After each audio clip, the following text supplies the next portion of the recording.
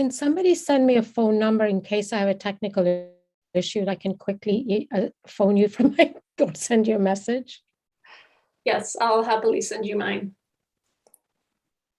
Yes, folks. And if you're coming in and hearing that chat about exchanging phone numbers, it is because we've had a few tech issues at the start here. Somebody send me a phone number in case I have a technical issue. I can quickly.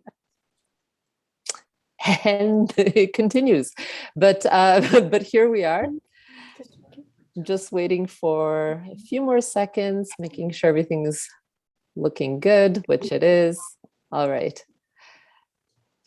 Okay.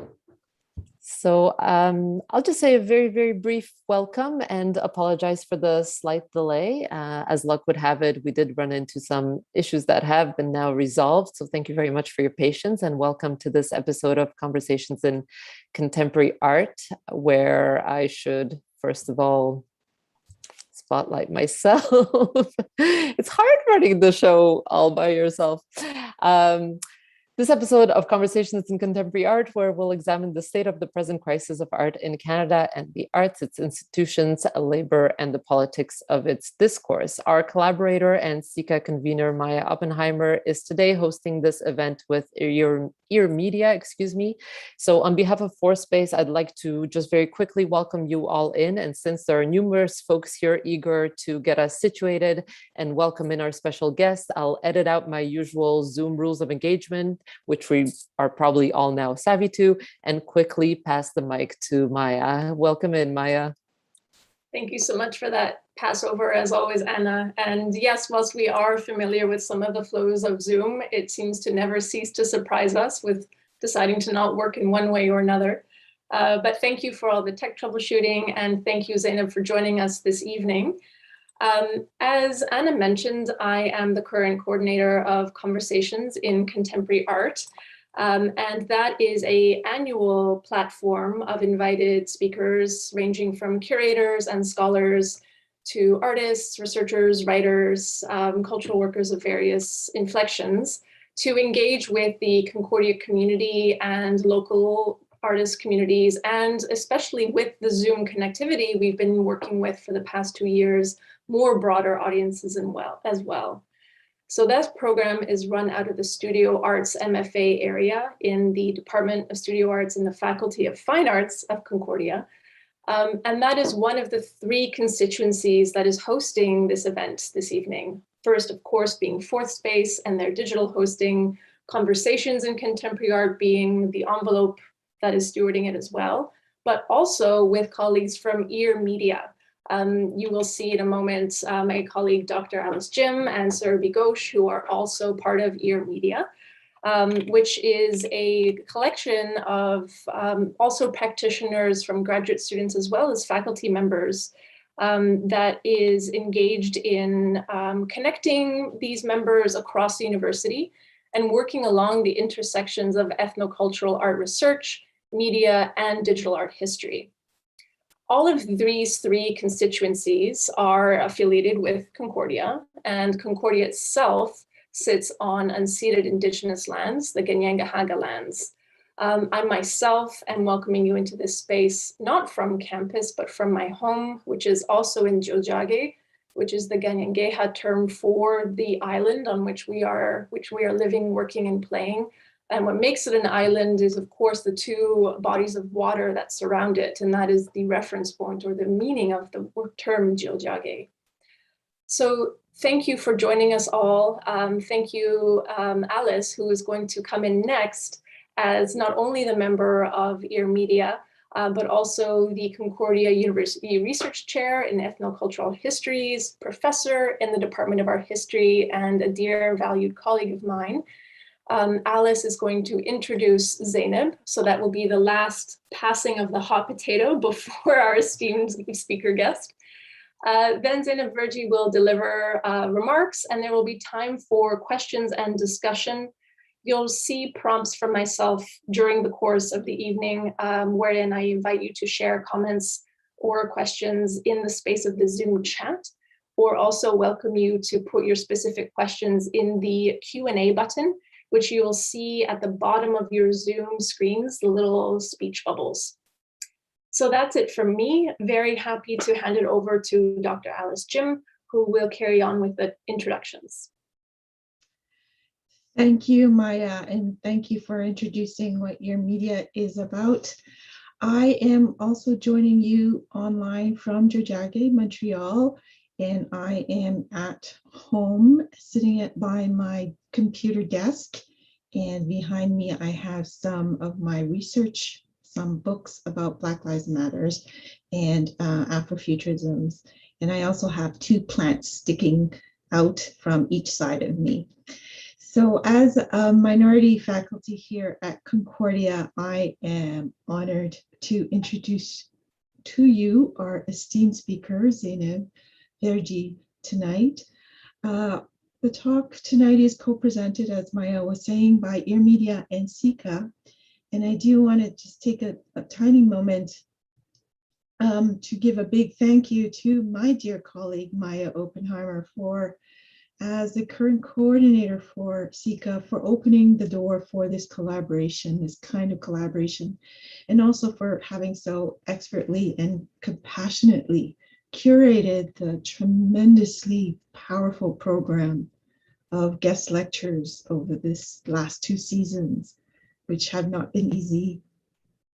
So thank you, and thank you for your team that I know stands behind you. So EAR, I should say, stands for Ethnocultural Art Histories Research, and was initiated by in 2018, 2019 by myself, Surbi Ghosh, who will appear soon, joining us, and Angelique Wilkie and Mei Chiu, and many others more recently. And while we started a year prior to the lockdown due to the pandemic, certainly the racial reckoning of the past year, and so has underscored the challenges, but also the necessity to sustain and create intellectually, relationally, and physically new spaces for this, our fledgling network and community of faculty of color at Concordia, and for our graduate students as well, whose research concerns lie at the intersections of ethnocultural arts, media, and digital art history, and all ultimately towards bringing all of us to a greater social justice. So on behalf of your media, my colleagues and I want to extend a very warm welcome and embrace to you, Zeynep Verdi. I count myself as fortunate to be among the many who know Zeynep to wear multiple hats in the span of not just your career, Zeynep, but ours. And apart from her practice as a multidisciplinary artist, she is also a programmer, curator, critic, writer, and arts administrator. And it's always consistently and constantly exposing the systemic racism that's embedded in our neoliberal democratic approach to the arts and culture in this country through systems such as diversity management and other like approaches to ethnocultural communities. And so I invite you to consult the chat for Zeynep's extensive biography to find out more about, I keep on saying her and your many contributions to the viability of the arts sector over the years. Now, I just wanted to say that of course, I knew about Zeynep's many contributions in the context of Vancouver, especially where I was landed at that time. But I think I first met you, like for reals, in 2005 in the renowned Banff Center for the Arts and Creativity, which is in Banff, Alberta. And that's when I was eking out a life as a curator of a nonprofit gallery, Center A, which is also called Vancouver International Center for Contemporary Asian Art, and Center A. And Banff at that time was hosting Refresh, which was the name of the first international conference on the histories of media art, science, and technology. And I was presenting a poster project with Sylvia Borda, another artist curator, in collaboration with the Toronto-based group called SAVAC, which is a South Asian Visual Arts Center, which still exists. And at the pub, I think later that night, Zainab, you came up to me and you just simply asked me, "Hi, I've been wanting to ask you, what are you working on?" And I just remember that all I could really think about was like, oh my gosh, it's Zainab, and she's asking me about my research. And my research is about artists of color and how they're engaged in new media art practices. So it was just thrilled beyond belief, I can't tell you. And so one year, oh yeah, and then you proceeded to invite me to join you at this table with what are VIPs of South Asian thinkers and curators for new media arts. So I was like just over the moon. And of course, 1 year later, I'm here with EAR at Concordia. I joined Concordia a year later as a media arts historian. And this summer, I got to see your exhibitions and speech acts at Center A. So I felt like it was like a full circle, and here you are. So this is what Zainab does. She connects under-considered potential with validating opportunity, and so many things. But for today's talk, I think what you'll get a sense is how pertinent the work that you do is, Zainab, for arts and cultural practitioners. Many who in academia are also seasonal workers and sessional non-tenured course instructors. The precarity of making a livelihood is on any day a serious problem. With the pandemic, precarity has become an even harsher reality for almost everyone, the 99%, and especially for marginalized and vulnerable populations. So we are truly fortunate to know that there are champions like Zainab out there and in our midst today, tirelessly and strategically advocating for rights for the artists and the impact that has for the larger publics. So among your many accomplishments, Zainab is a laureate of the 2020 Governor General's Award in Visual and Media Arts for Outstanding Contribution. Zainab, thank you for the tremendous work you have done for and with the arts community in Canada. So with this, please join me in welcoming Zainab Verjee. Thank you. Thank you so much for these amazing words of introduction. Really, I really appreciate you giving the context of our meeting, and here we are really, coming this full circle. And also thank you to everyone for taking the time to join us for this rescheduled talk this evening. So Maya, Surabi, and Alice, I really want to thank you again for extending this invitation, to give this talk at the Conversations in Contemporary Art series at Concordia.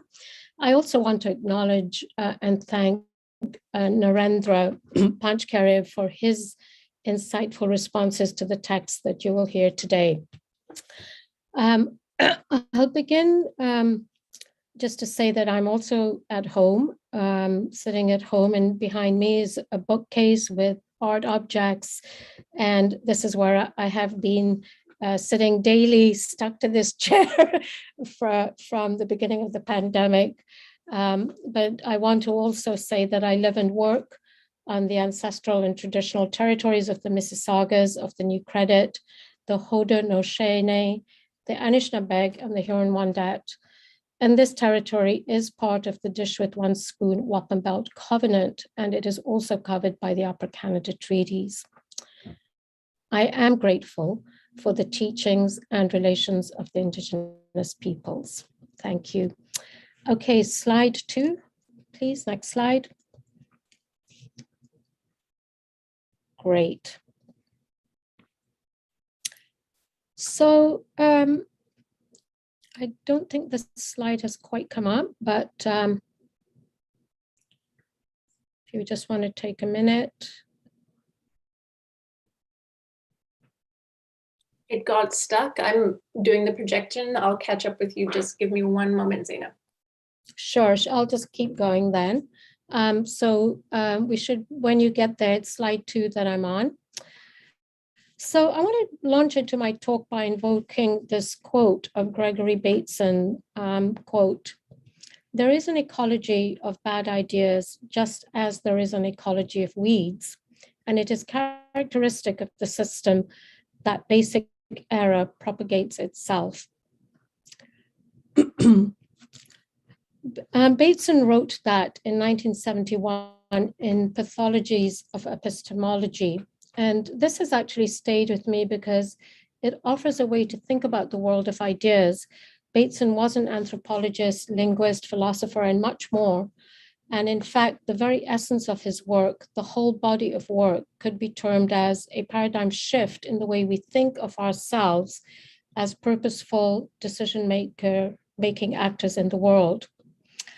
Now, in the larger context of the emergence of the know-all society, in which the triumph of algorithmic know-how, of course, of which we are all beneficiaries, implies that all aspects of our lives' activities have become part of a set of procedural and programmed actions, not to deny the accomplishments, but rather to say how our engagement of minds and lives in shaping the world should proceed.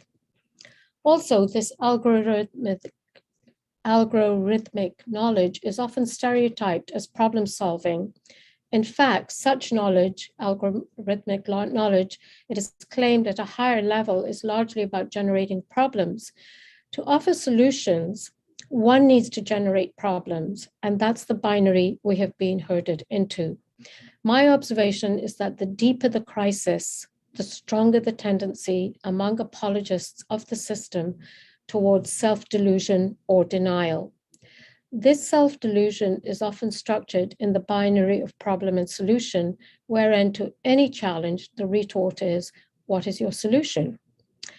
This state of denial, a characteristic feature of dominant ideologies, may be indispensable in the effort to restore hegemony, but it also runs the risk of leaving the ideology exposed, particularly when its own diktats seem to compound the crises rather than resolve it.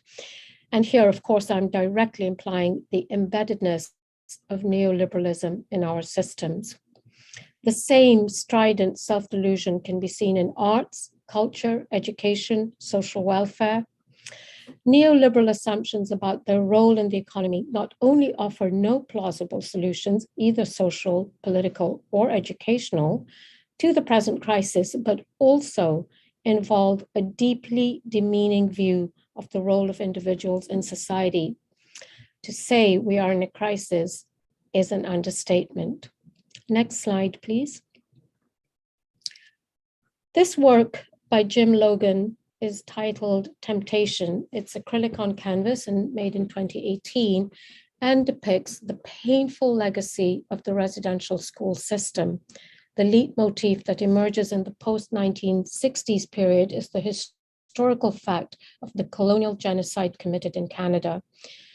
Here, I'm talking of the infamous residential school system that forcibly took away Indigenous children into foster homes in the name of a civilizing mission.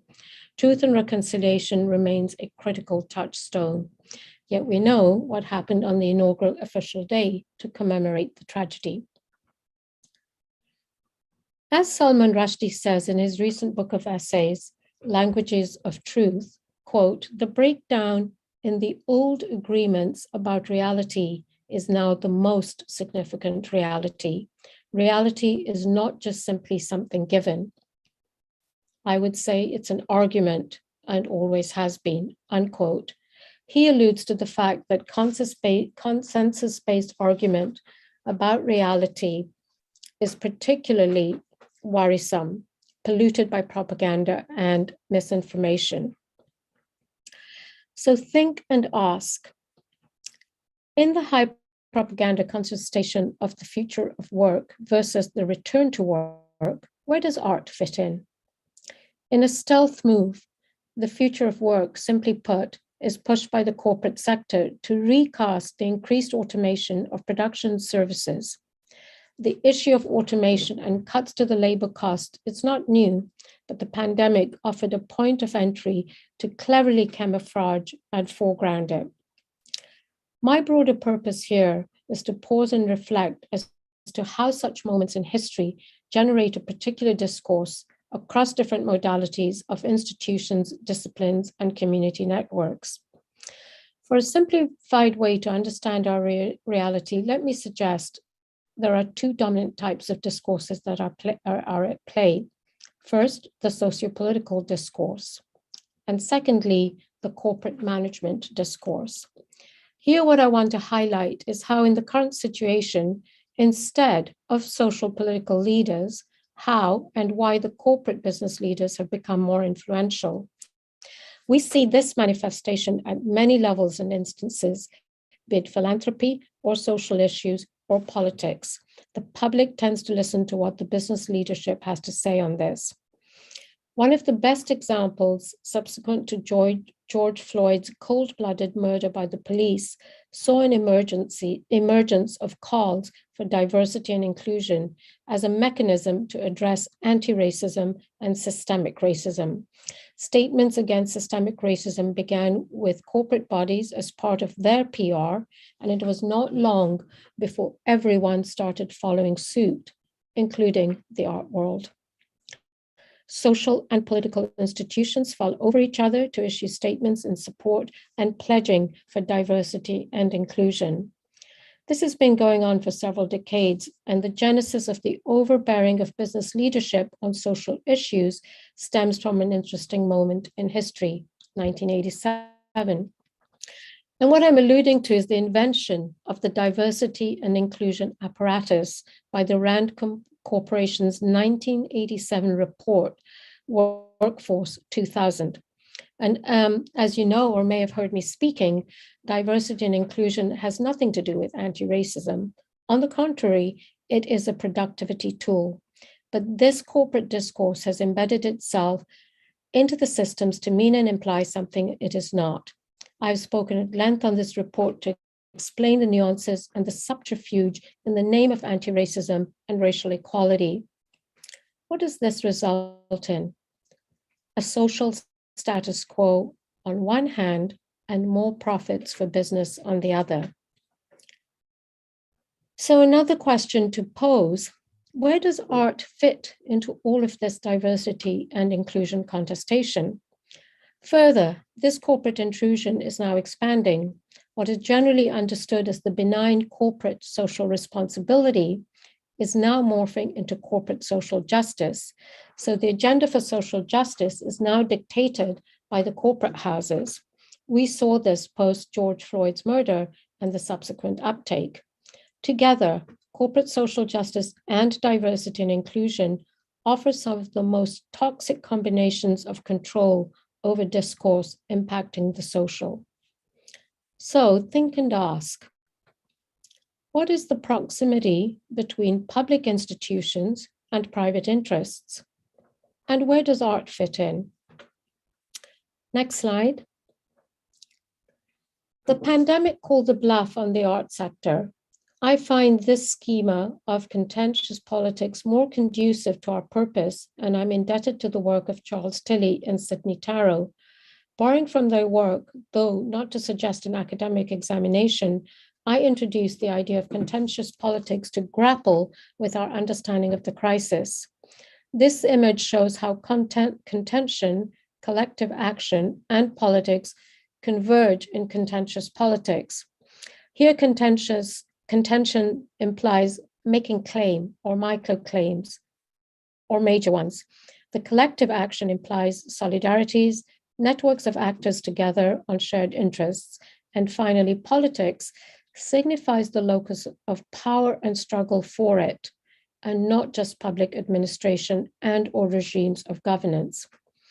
It's only when the three are in convergence that we see the force of contentious politics at play. Contentious politics enables us to understand how the contention unfolds and where are its dynamics. We can capture dynamics by looking for the mechanisms and processes that drive contention. Mechanisms combine in different settings and situations of contentious politics. So with these opening impulses, I will draw your attention to three thematics that I will be focusing on in this expansive talk as we unpack the certain aspect of the crisis not in its entirety, but certain threads of arguments that deals with the nature of art, its political economy, rather than the formal aspects of art. And perhaps engaging with the whole problematic per se calls for a book or two, or perhaps many semesters a long course. So let's begin with the first thematic. Next slide. Okay, so the post-war decolonization led to a global societal upheaval. Two competing centers, New York and Paris, gave their take on the situation in the 1984 MoMA exhibition, Primitivism in the 20th Century, Affinities of the Tribal and the Modern. In a response that wanted to correct MoMA, the 1989 Musicien de la Terre, curator Jean-Hubert Martin, presented works by more than 100 artists from 50 countries at the Centre Pompidou and the Grande Halle at Parc de la Villette in Paris. Every generation produces its own pathologies to excavate the underlying structures of power to shape its subsequent manifestation, giving it a form to accentuate its reality. The 70s and 80s did foreground this idea of contested modernity to indicate not only transformations in social, economic, and political structures, but how to comprehend reality. Not only did Arthur Danto write about it, but even Francis Fukuyama declared the end of history with the end of the Cold War in 1989. And here I allude to Arthur Danto's End of Art, his first foray at the argument in the Soho News, or as the lead essay in the book Death of Art in 1984. In Canada, this debate was on in Vancouver, and I'm referring to the Vancouver Conference on Modernism in March 1981. The Vancouver Conference brought to the forefront the rethinking of history and debates concerning modernism and modernity. It challenged both the orthodoxies of Greenberg on modernism and the reductive view of modernism then taking shape within the emerging doctrine of postmodernism.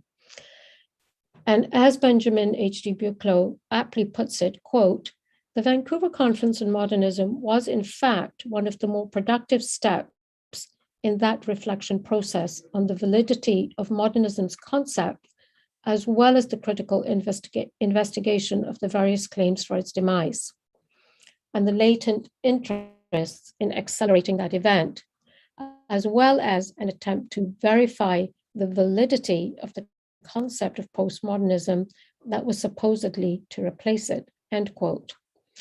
This conference resonated well in the 1984 Primitivism exhibition at MoMA, New York. But as Thomas McIlvary wrote in 1984 November in Art Forum International in a review essay titled Doctor, Lawyer, Indian Chief, quote, by the late 70s, the dogma of universal aesthetic feeling was again threatened under the influence of the Frankfurt thinkers and of postmodern relativism. The absolutist view of formalist modernism was losing ground, whereas its aesthetics had been seen as higher criteria by which other styles were to be judged now. In quite respectable quarters, they began to appear as just another style. After several years of sustained attacks, such a credo needs a defender and a new defense. How brilliant to attempt to revalidate classical modernist aesthetics by stepping outside their usual realm of discourse and bringing to bear upon them a vast foreign sector of the world, by demonstrating that the innocent creativity of primitives naturally expresses a modernist aesthetic feeling. One may seem to have demonstrated once again that modernism itself is both innocent and universal, end quote. The response was in the form of the 1989 exhibition in Paris, and much has been written and spoken on this exhibition. Instead, I propose we have to see these two exhibitions as part of one continuum and together with the 1954 exhibition, Family Man. But the key is to keep in mind the 1954 exhibition, Family Man. This is in keeping with Harry Truman's doctrine and seeding the term development. Thus, the idea of development becomes connected to progress as the primary evidence of modernity. While in Canada, the Massey Report offered a whole new armature to the idea of modernism, it created a Eurocentric idea of culture as its central plank and around which the institutions came up. Now, I elaborated on this at many avenues, and there's also a link that I gave at the Massey College recently, Tilios, Nomos, Ethos, and the Massey Report, and it's also in the resource material for this lecture. While New York and Paris were giving their take on the emerging reality, two events in Vancouver were critical to the times as well. Next slide. Beyond History and Invisible Colors, these two seminal exhibitions happened in the same city in 1989, separated by a few months. It speaks of the nature of politics, and I'll speak briefly about them and their significance in the context of the first thematic. Beyond History captured the aesthetic phenomenon that culminated in a series of developments from the 1967 Expo pertaining to Indigenous artists. It was a climatic moment. Since this presentation is not a comprehensive history of Canadian Indigenous art, my endeavor here is to connect a few dots and show how key events fall together to offer an impetus of a particular power to the exhibition in 1989. As we move from 67 to 64, the Anishinaabe Park takeover in Kenora, let me point out a salient aspect of this protest.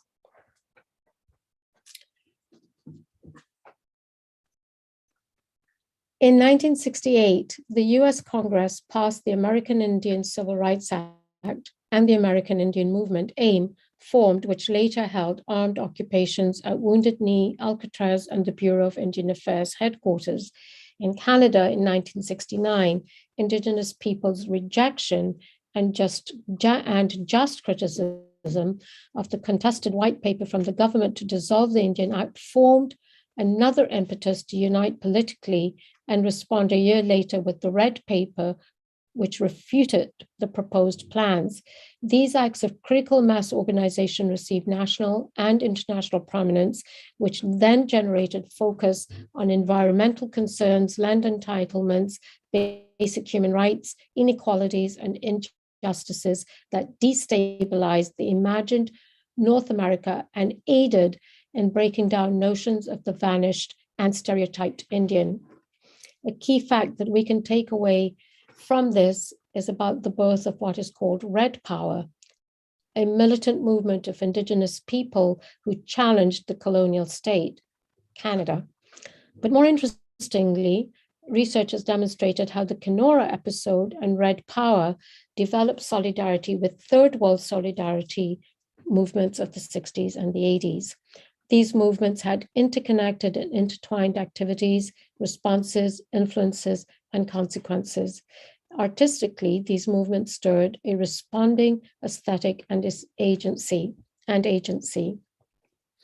But I'd say a defining moment came in 1988 when Rebecca Belmore sat in a frigid temperature of minus 22 degrees as a display artifact number 671B4 outside the Thunder Bay Gallery to protest the Spirit Sings exhibition in solidarity with the Lubicon Cree protesters.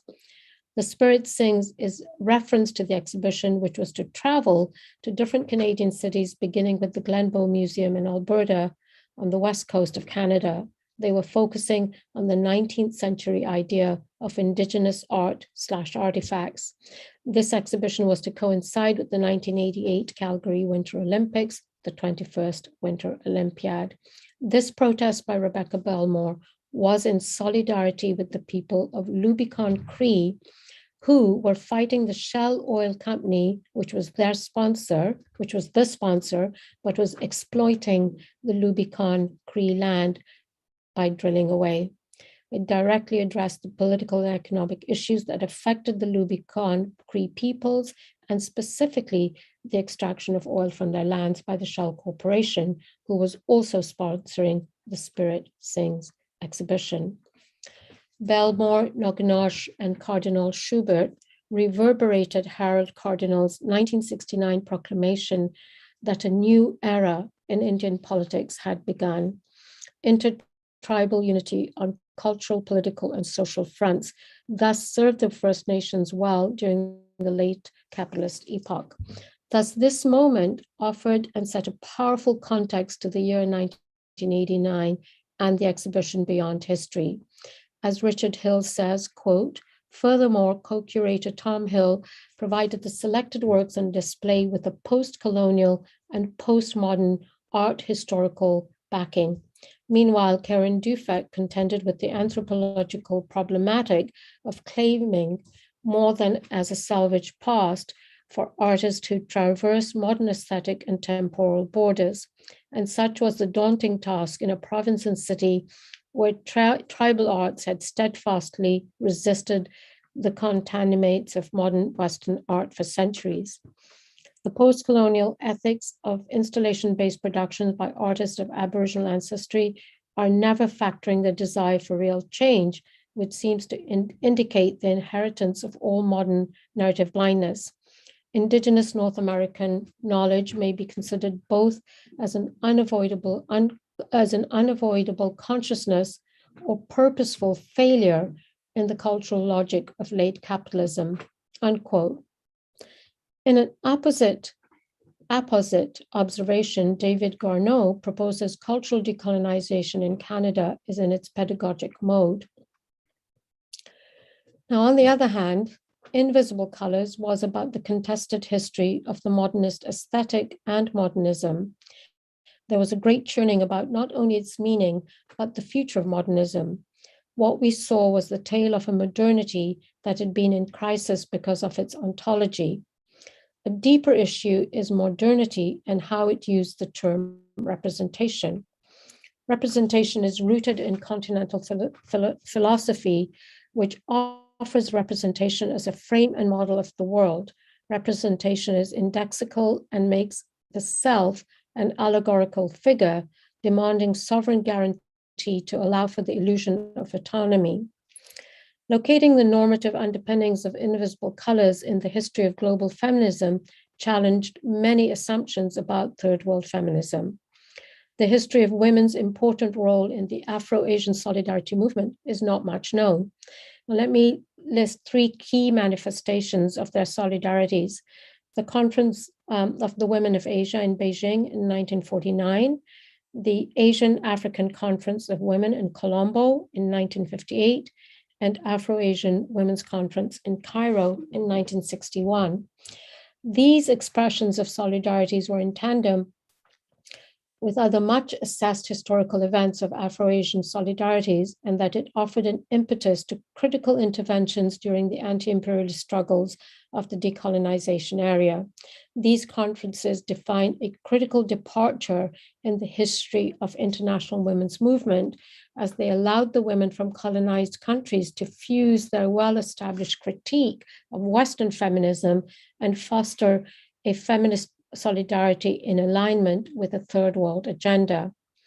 Elizabeth Armstrong argues that these conferences offered a visibility to the active women's movement in Asia and Africa that refused to be dismissed as developmentally backward in its demands or harnessed without consultation to the Western dominated feminist agenda. And as Baer writes, erasure of such struggles tends to reproduce a historical trajectory of feminism that situates Europe and America as the origin and locus of feminist thought and practice, and the global South as a passive consumer. In the mid-1980s, I came across the work of these three feminist scholars and activists, Chandra Mohanty, Swasti Mitra, and Pratibha Parmar, and which impacted my politics on the issues of feminism.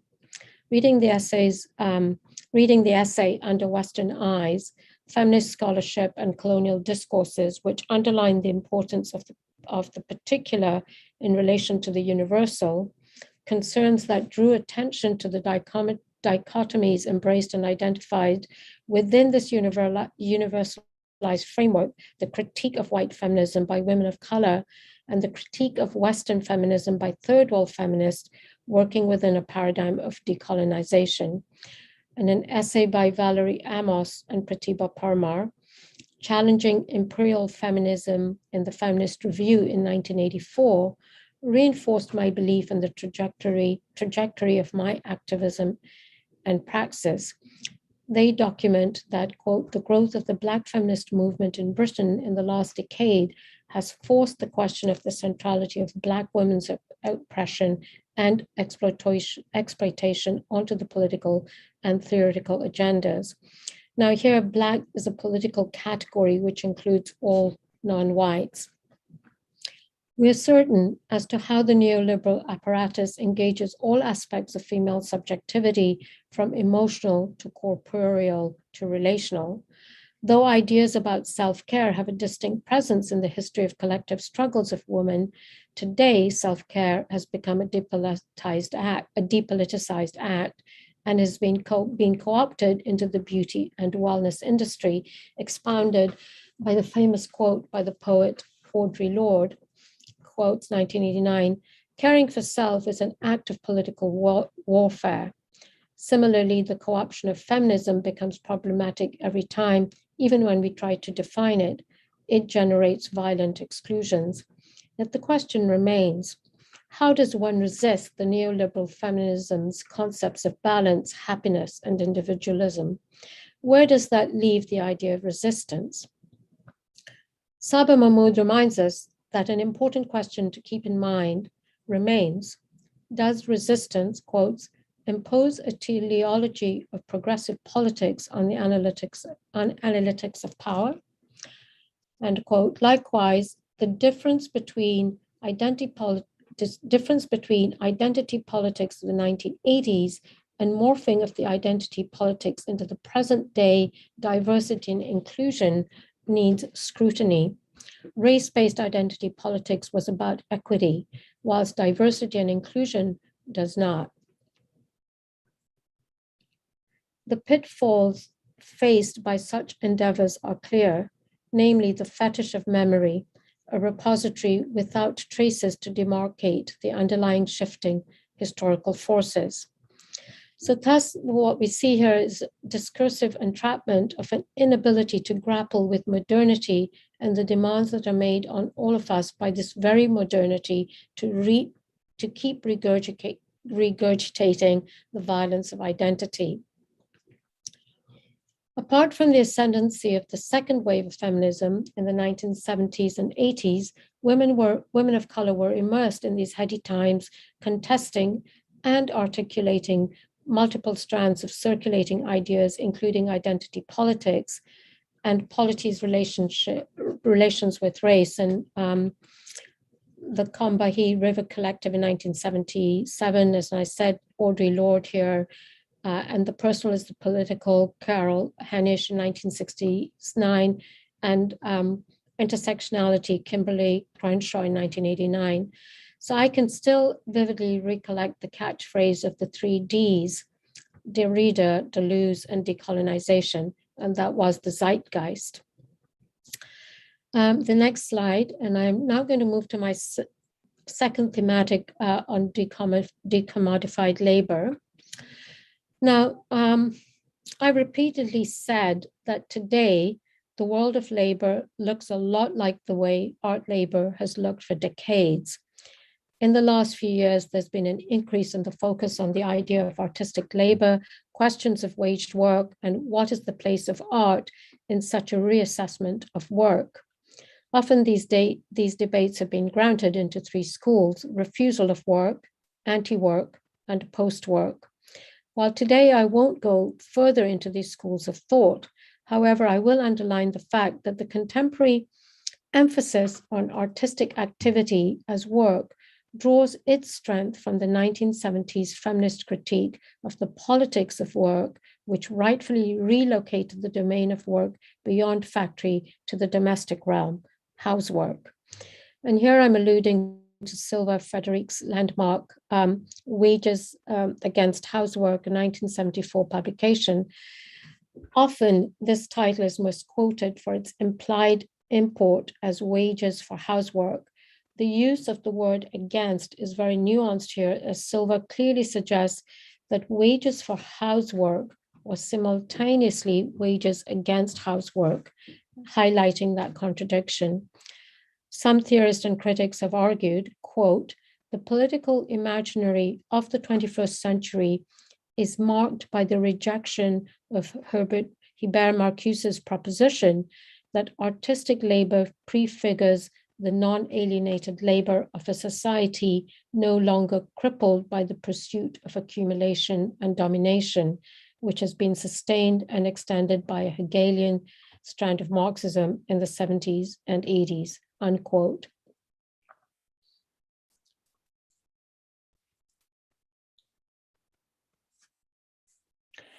I am very interested in examining the broader cultural domain and its multitude of cultural forms as they relate to economic formations after the structural transition initiated in the 70s. In the US, especially the 70s and 80s, were key moments as the post-World War II compact between labor and capital began to break down. This also manifested in the shifts observed in cultural production.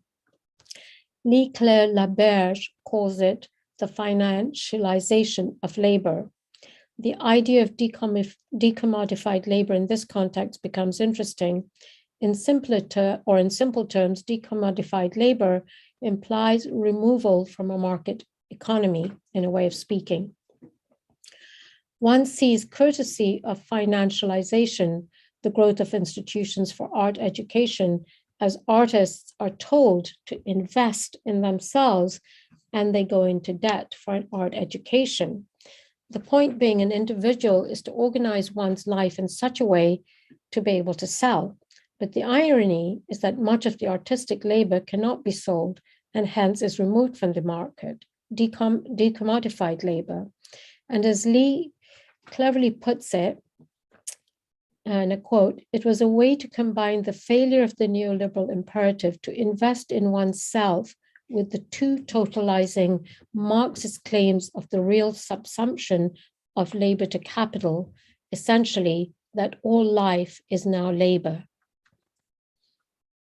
And thus we see decommodified labor is almost synonymous to precarious work. As I said in the opening of this segment, the world of labor looks a lot like the way that art labor has looked for decades. And this is the central tension. To have an access to the time and space to make art outside the commodified social relations, one needs money. And to get money, one needs to sell one's labor, for which one has to exist in the market in the first place. Now, artists live this tension and their work manifests it. So the question facing us is, what are the compatible ecologies for decommodified labor? Next slide.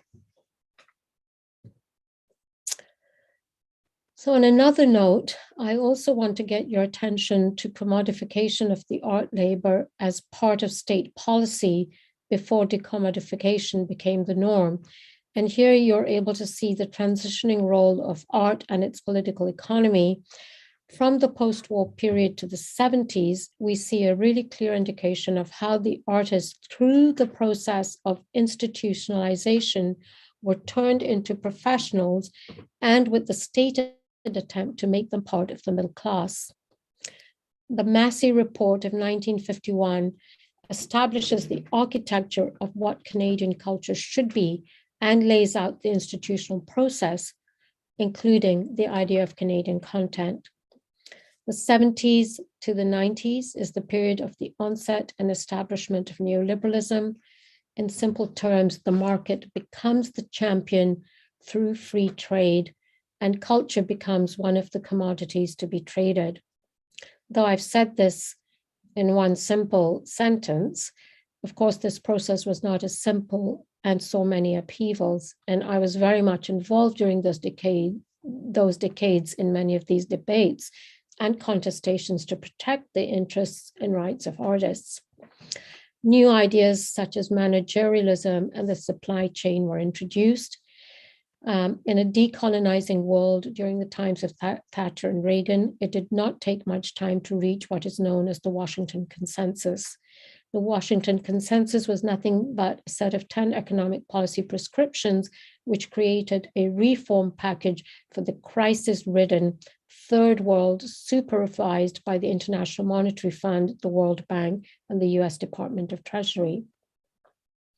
In ordinary language, this was the moment when the idea of exporting labor to third world, understood as outsourcing, and importing finished products into the country, just think of Walmart or the made in Bangladesh or Apple phones made in China, was arrived at as a profitable business proposition.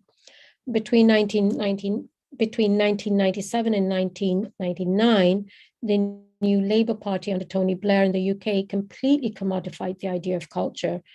First, he changed the name of the department to the Department of Culture, Media and Sports. And now it is called the Department of Digital Culture, Media and Sports. And this move led to the institutionalization of the creative economy. This became the template, and then the world followed the Pied Piper, Richard Florida, with mayors and politicians blindly embracing creative economy because it addressed their political expediency. Culture was divided into 13 sectors to 22 sectors, depending on who you followed. By 2009, UNESCO introduced the business idea of value chain for the culture sector and concomitant value chain analysis. Value chain analysis is essentially a tool that lets policymakers, project managers, or cultural entrepreneurs gain an understanding of the causes for market underperformance by identifying the reasons for market failure. So the focus was only market, not artist. And in the last 2 decades, we see IT joining hands with market, making it the winner takes all models. And this cycle completes the death of the artist. William Doradzewicz has precisely written on the new paradigm in the digital age, one that is changing our fundamental ideas about the nature of art and the role of artists in society. How we're embedded in an IT and market paradigm, which is dictating the terms, the platform economy, at the core of entrepreneurial societies, how to generate sustained and sustainable economic growth built on high-value, well-paying jobs. As we see, labor was outsourced and became part of globalization and the supply chain, while the IT and market consolidation has resulted in the nature of precarious jobs, call it by any name, gigs, self-employment, creative, etc. And thus the cycle of decommodified labor completes. You know that artists earn 46% less than general labor. The status of artist declaration has asked the signatory governments to offer artists equal status and footing with other professionals in the labor market. In Canada, artists have experienced similar exclusions as farm workers, migrant workers, and domestic workers in the labor law. And as a critic said, quote, willingness to overlook contemporary art's actual position in the relations of capitalist production and the actual structure of artistic labor in order to stake a political claim maintains rather than changes the issues that require new forms of social solidarity today, unquote. And this brings me almost to the end, but into my third thematic, which I call the set complex. I don't know how I'm doing with time, but I'll keep this part brief and I'll sum up quickly. So concomitant to the idea, thank you, of decommodified labor in the arts, we see a similar prevalence in the amateur sports sector. An amateur sports person is in the same boat as the artist. And what we have seen here is that is that with the festivalization of culture, which began post-Washington Consensus, courtesy the biennialization of art as part of the global dislocation of art labor on the one hand, and on the other, embedding itself as a central plank of urban and cultural policy, what began with the impetus of the creative economy dovetailed into global cities paradigm of cultural planning. And this is where the festivals became central features of urban policy. And I think this has now resulted in the set complex, which is the sports, entertainment, and tourism complex. Framed within a broader array of neoliberal, culture-led urban regeneration strategies, festivals are now a mainstay of urban tourism and urban policymaking. Various commentators have pointed out that the use of culture to advance a range of social and economic goals is most apparent in cities, and urban art festivals have proliferated to a greater degree than any other type. The heightened series of tensions between the policy domains that these festivals increasingly straddle and hence competing agendas have to be managed. And the tourism sector in particular is very forthright in its instrumental approach to culture and to arts festivals. McCannell's 1992 assertion that, quote, tourism is not just an aggregate of merely commercial activities, it is also an ideological framing of history, nature, and tradition, a framing that has the power to reshape culture and nature to its own needs, is a real issue for the festival sector. Amidst such competitive pressures and competing agendas, the need for a set of coherent goals and policy frameworks is vital. Thus, the focus is constantly trying to answer the question, how well do festivals serve the interest of urban destinations? And how are the festivals faring in the context of prevailing urban policy agendas, unquote. While the reportage on the impact of this crisis on arts is predicated on a box office model, the idiom of tourism has established itself as central to the idea of art, along with its concomitant fact of the festivalization of culture as the norm across Canada. The public policy context in which art and culture function is not a priority either for the politicians or even for the scores of artists and cultural workers who do not comprehend the politics of culture or the institutions that they engage with. This is complicated by the ambivalent nature of a cultural policy itself, let alone a more nuanced understanding of its differentiation from an arts policy, thus resulting in the poverty of public discourse.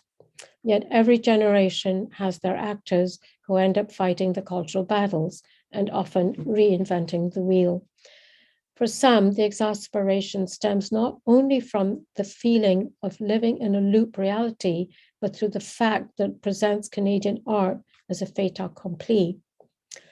The pandemic has brought on a new set of protagonists to the fore, a new generation that is addressing the survival of arts in this crisis. Living in a breach of event as one update replaces the other, we lose our sense of history. In such a spasm of history, we foster an amnesia. So in conclusion, I want to say that this evening I shared with you some of my thoughts on the nature of the crises that we face, and which is squarely placed in the convergence of contentious politics, making claim, building solidarity, and defining the politics. One, the axis of modernity, and implicit in it, we confront an articulation exploring historical erasure, silencing, and maintenance of the status quo. Secondly was decommodified labor, and lastly, the set complex, which marks the exit of art, as we know. Admittedly, art history is not solely responsible for an extreme imbalance between good and bad ideas, but art history does need to be wary of the new tautology at work. What happens when an archive, the very repository of memory, erases itself in a routine embellishment. How does such an eraser rearticulate the absence? The self-justifying argument is simple as it is brazen. As we live in the age of forgetting, despite a surfeit of memory devices, and one of these things is not like the other, offers a subtext to such a tautology, the struggle of artists of color should be acknowledged. It is not somewhere out there. Instead, it is right here. Whatever the invisible hand of power of art in this country, art community, art critic, art institution, decides is ipso facto deemed to be the norm with some kind of infallibility. And even if an art exhibition produces palpably a non-question narrative, so be it. In this void, one has to ask the right question as much as its articulation should be very much a critical part of the politics of arts and its institutions. The question about the new and next is always facing us, with or without a crisis. Much will be dependent on our actions as much as imagination, which is a contested site. How we muster our agency and call on moral courage will dictate the way we confront the challenges and write a new chapter. In conclusion, for those who think work will just carry on as it is, there is a warning from history. On May 1979, Margaret Thatcher made her final campaign speech before being elected Prime Minister. She reflected on the nature of change in politics and society. The heresies of one period, she said, always become the orthodoxies of the next. Thank you.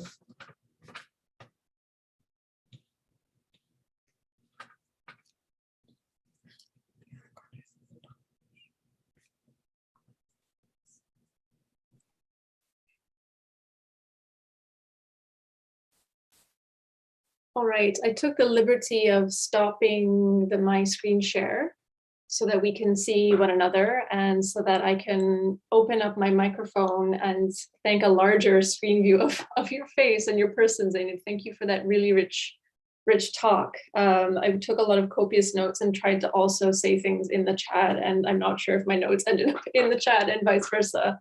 But we do have time to unpick some of your really rich offering. And I'd like to invite my colleagues, Sorabi Ghosh, to come in and help me, to join me with this part of our hosting. Also a member of EAHR Media and works in the Fibers and Material Practice area in the Department of Studio Arts. So we can pivot to some back and forth and also invite some responses from the audience, either in the chat, I'll keep an eye, or please feel free to use the Q&A. We can use the next 20 minutes or so to work through and with what you've shared.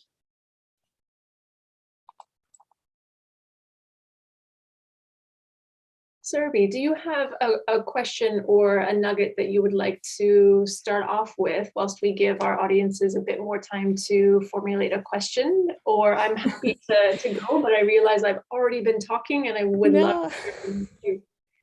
Thank you, Maya. Thank you, Zainab. I think my brain's going to have to catch up a little bit. What an incredible series of ideas, and your trajectory and the loop is incredible to listen to. Thank you so much. My first reaction is how brave it is to end on a Thatcher quote as a takeaway. Irony, it's the irony of it, right? Right. No, I mean, she said a lot of things out loud for us to remember constantly. So I don't think I have a very clear question other than some thoughts around, I love the diagram, contention, politics, collective action, and the overlap being contentious politics. So thank you so much for planting that seed in my mind. I'm I've just been thinking very much recently about so much of what you're talking about. And by the way, I have a group of students here in the audience from a current graduate seminar that is called Art and Labor. And I'm really hoping that they're going to type their questions somewhere for you. We read your work in the class a couple weeks ago. So thank you so much again. So, okay, I'm thinking about contentious politics, and I'm thinking about the idea of modernism as sort of perpetually innocent and universal. And I'm trying to think about how contentiousness can be, I guess, okay, let me start over. How, because you posed the question, how do artists fit? I wonder if you could fit into this complicated scenario. I wonder if you could think about or give us some words or some examples for how you have seen artists recently participating in contentious politics and pushback and this moment of the transformation of work and creative industry and creative economy. How are you seeing any signs of contentious politics coming out of the Canadian art milieu recently or at the moment, besides your work? Yeah, yeah, thank you. You know, it's really what I realized in the last little while is that there isn't that contentious politics as I've described it emerging, because I think that like the new liberalized sector, art sector, culture sector, has very little understanding of the political economy in which it operates, and it doesn't know what's actually happening. They when I say they, we haven't been able to articulate well enough really what is happening. And there are fragments and there's bubbles and there's people that are thinking about these things. But I think that there needs to be much more discourse, much more pushing. And one would have thought that especially during the pandemic, you know, that we would emerge with more of these things, right? But, you know, in a pandemic, people are gripped with fear, people are gripped with more precarity, people are, so you don't have that space, right? And so I think, you know, and I'm not saying it's not there, I just think we need to create more fora for these conversations. We need to, you know, create it. I mean, like one of the things that's also happening is that this stuff is not taught. It's not in the education system, and it should be. I bet you invisible colors is not taught. I bet you a lot of the things I spoke about is not taught because the education system that we are currently in has become the corporate university serving the market. And in art history, it is the Western canon, right? So our solidarities have been broken. And you know, and I think how things get translated is sort of through these micro claims of, oh, peer assessment, oh, there's so much ageism going on, etc. So, yep. Thank you. Thank you. Yeah, I'm going to be quoting you for a long time. This spasm of history fosters amnesia, because I think those are incredibly descriptive words for what we're experiencing at the moment. Thank you. Anyone else? So I don't dominate this opportunity. There is a question coming through in the chat, which I'll happily read, but I wonder if I can take the opportunity to ask a follow-on question to what was just spoken about, which is particularly the idea of awareness and neoliberalization of institutions, particularly institutions that are also tied to the engagement and work of pedagogy. I wonder about you mentioned also a critique, Zainab, about what is or isn't on a curriculum. But what, from your perspective, is the perhaps increasing tension of a critical curricula or of changing curricula, and also this idea of contentious discussion? And I suppose my question is coming up from the specific query of how so much recently during the pandemic has flattened our engagement with arts and culture, and also how there has now been an affordance of engaging in critical discourse in a classroom space, in a seminar like Sorby's, that is similar to other online spaces that are for entertainment. And how, in your experience and view, can there be a specific rallying of energies to talk about these necessary changes and critiques and awarenesses whilst the timeline is churning of a semester, and there is an inability to sometimes be awkward and difficult and grapple because these frames are being funded through cultural policy, as you point out, that is also framed to encourage entertainment and sport.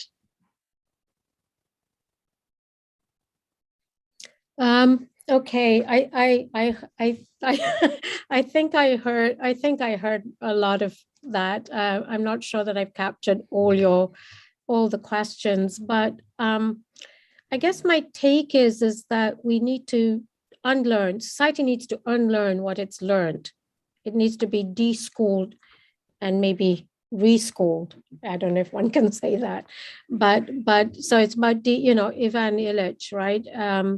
Or think of Dewey, but that's sort of what I'm thinking, because how do we do that? How does that happen? So how do we create the platforms to do that? I think that's what we need to do, though. And do you want to just? I don't think I got all of your questions in there, but please do tell me again. It was, I suppose, just an invitation for conversation around the fusing of institutional spaces that also educate, like universities, for example, and funding projects or increasing ideas of entertainment, that things should not always be difficult, or that we shouldn't grapple, or students perhaps being in a class because they want to learn about art that's nice, and that activism isn't something in a classroom space. So I suppose I'm trying to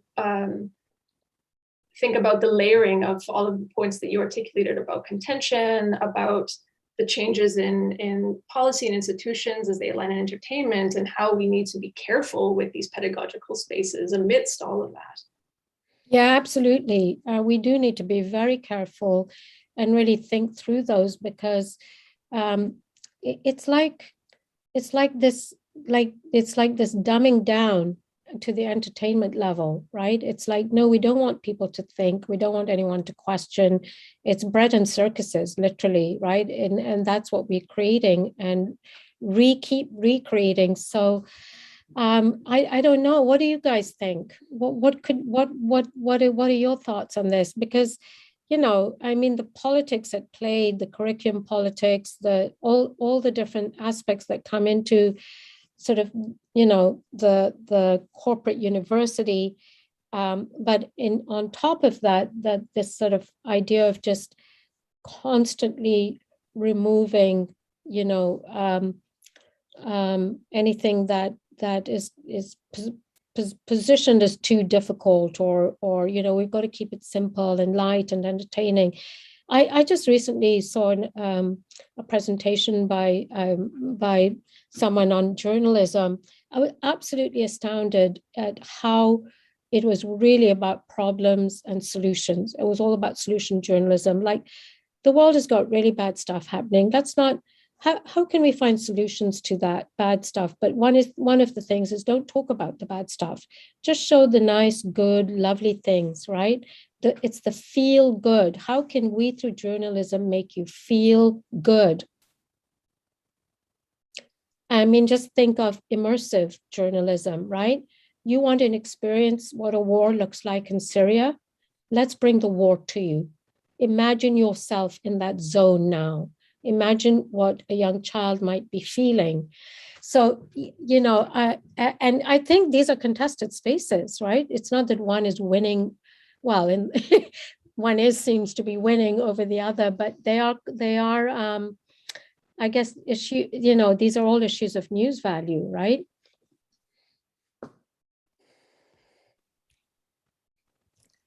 Yeah, and I think that tone of media and other areas of cultural consumption and narrative consumption infiltrate the classroom as well, or other spaces of discourse that are affiliated with the arts.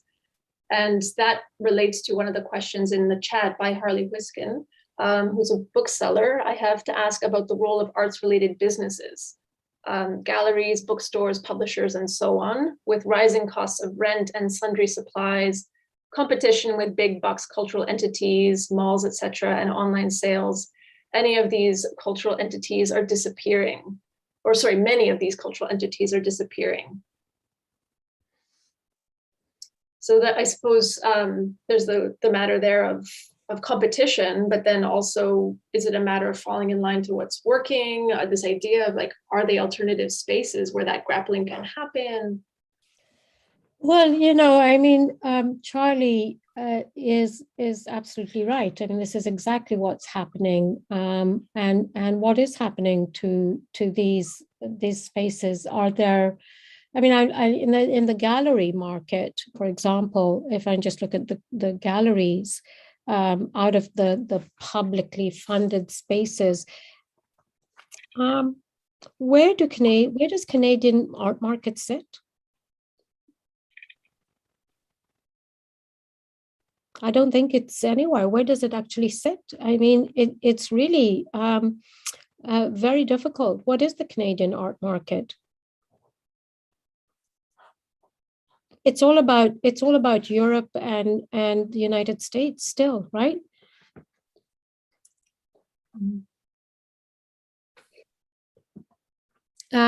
So Charlie's point is really good because we are placed in this competition with these big box cultural entities, and the malls are really one of them, and the online, and that's the platform economy as well. But these really important cultural entities are disappearing, and so you know we're literally getting sucked in. You know, the death of art, you know, within journalism, all these things. So I think the point that Charlie is making is right on, because in fact, that's literally what's happening. And so then we're going more and more into this sort of alternative, which is the ecology of decommodified labor. Yeah, yeah. I just recircled that bit in my notes that you said about the ecologies. Mm-hmm. Exactly. Yeah. So yeah, it's and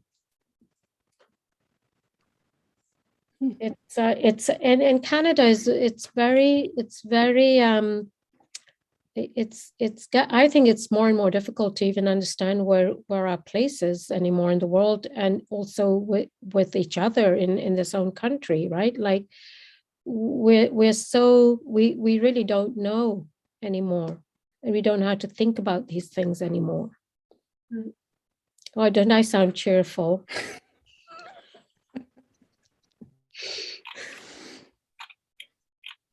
Well, cheerful is a different form of emotional labor, perhaps. Let's see. There are a couple more questions. I don't want to lose time. Here's one from Robert Stephen. Zainab, do you feel that corporate and dominant powers that be are themselves self-aware of their deceptions, or has their scam transformed into their dogma?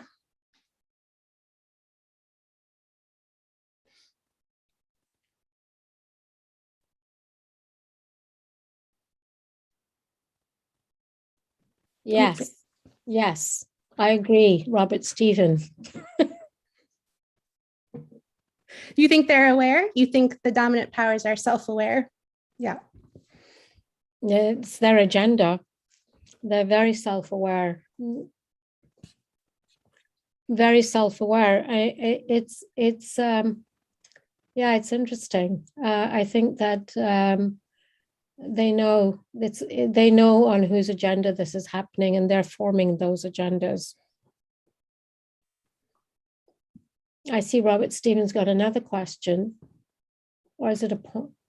Remember that the art museum donor, the art museum board member, the university donor, the university trustee, the art collector, and the art are all the same person. Yeah.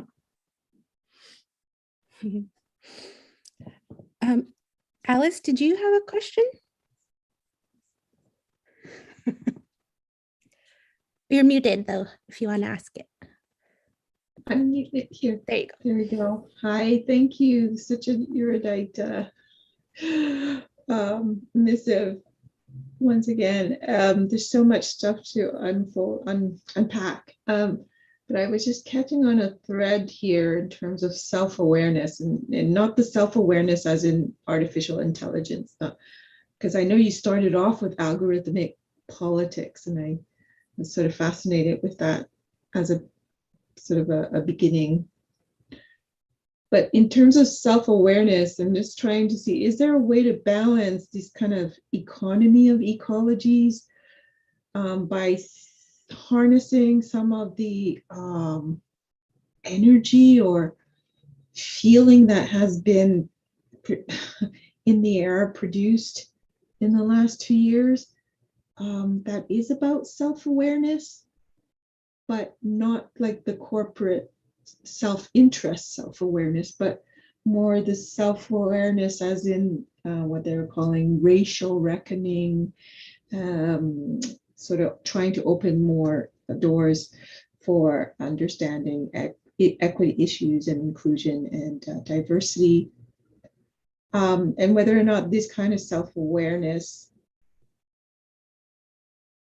is, could you see something as productive there to be something that might push back, having sort of culminated in a much higher intensity in the last couple of years than previously, or which is a very sort of negative scenario, which is it being repackaged as empathy that is also ending up to be sort of commodified, as a metric, right? Like, Yeah, the empath seems to be actually, top of the line in terms of this repackaging, right? And I think you actually hit it there.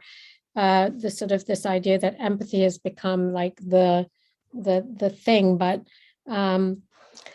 I think that the sort of idea of repair, right, and fixing and I think I think you're absolutely right. I think it's just another ploy to make us again feel good, like we're doing the right thing. We are really putting ourselves, but it's all self-interest.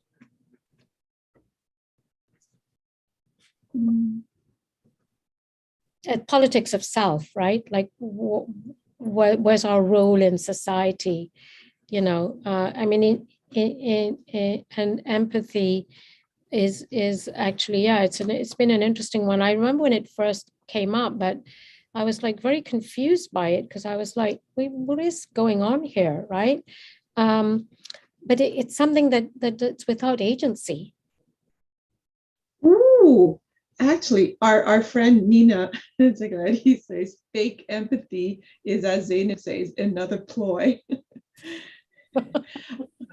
But yeah, maybe agency, because I think my follow-up question for that would be, where does activism come in? How can activism come in, and where can it come in? Like, what can we do? I think the activism is I guess the question is like, where's our agency?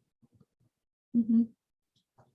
Where's the agency? Where is the moral courage to put yourselves on the line, the front line? Are you ready? Not you. Is one ready?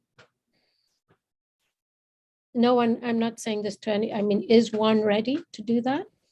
That's what it requires. And no one can take your agency away. You can, nobody has the power to take it away. You can give it away. You can literally give it away. But you need the moral courage to be ready to stand in that front line. And also remember, no one will stand with you. It's your fight. And our solidarities have been so broken that I don't know if people would stand in the line. It's a lonely road, actually, and it's an alone road.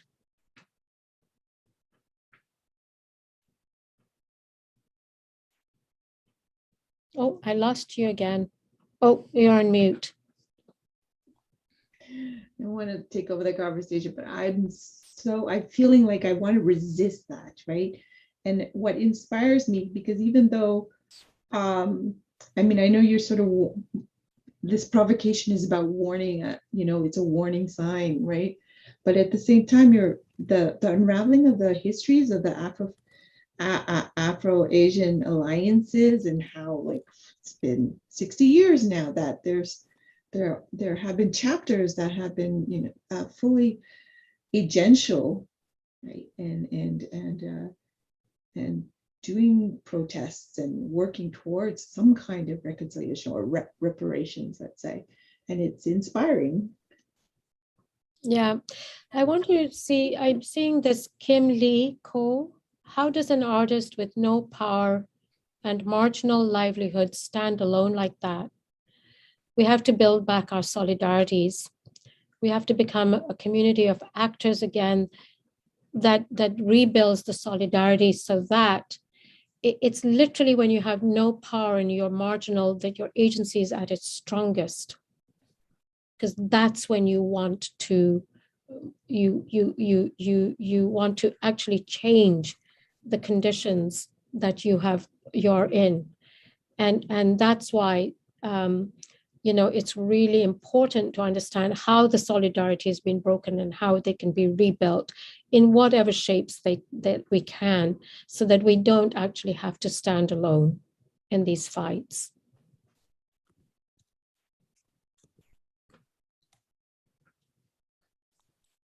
Right. I would love to capture that moment of conviction and ecology building and rebuilding of connection and agency and impetus to end on, or to end on for now, because I think there's a lot to continue to think about and discuss in our various constituencies, be they seminars, other Zoom meetings, other affiliations that we have.